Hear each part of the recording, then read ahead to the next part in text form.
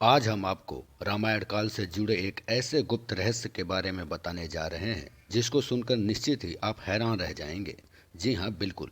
एक पुरुष गर्भ धारण करता है और इतना ही नहीं, वह एक पुत्र को जन्म भी देता है। रघुवंश कुल के एक राजा ने पुत्र प्राप्ति के लिए एक यज्ञ करवाया था। इसके बाद एक चूक हुई जिसके चलते राजा ने गर्भ धारण कर लिया।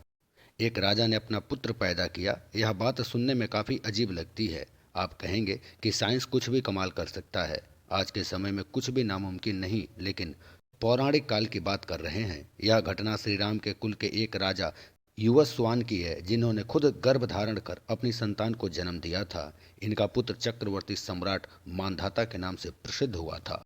रघुवंश कुल के राजा युवस्वान की कोई संतान नहीं थी। वह अपने कुल और राज्य की वृद्धि को लेकर हमेशा चिंतित रहते थे। उन्हें लगता था कि उनके जाने के बाद कोई उनका नाम लेने वाला नहीं होगा। अपने वंश को आगे बढ़ाने और पुत्र की कामना के लिए उन्होंने सारा राजपाट छोड़कर वन में जाकर तपस्या करने का फैसला किया।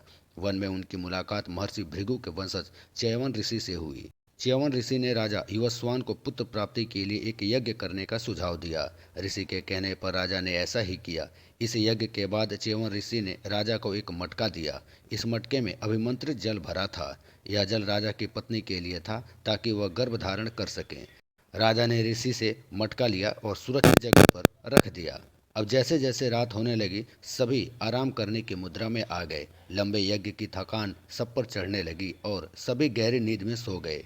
देर रात प्यास से राजा की आंखें खुली। उन्होंने पानी के लिए पुकारा, लेकिन किसी ने उनकी आवाज़ नहीं सुनी। जब राजा की किसी ने मदद नहीं की तो वह खुद ही पानी की तलाश में इधर उधर देखने लगे। इतने में राजा की नज़र उस मटके पर पड़ी जिसमें अभिमंत्रित जल रखा था। फिर क्या था, नींद में चूर राजा को यह याद नहीं रहा कि जल का महत्व क्या है। उन्होंने मटका उठाया और जल पी लिया। यह बात जब ऋषि च्यवन को पता चली तो उन्होंने राजा से कहा कि उनकी संतान अब उन्हीं के गर्भ से जन्म लेगी। समय बीता और जब बच्चे के जन्म का समय आया तो दैवीय चिकित्सकों और अश्विनी कुमारों ने राजा की कोख को चीरकर बच्चे को बाहर निकाला।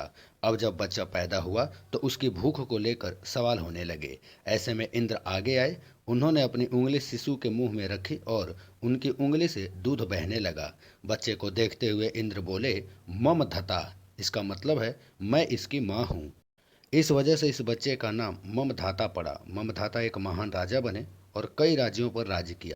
वह अपनी न्यायप्रियता और धर्म के पालन के लिए दूर दूर तक प्रसिद्ध हुए।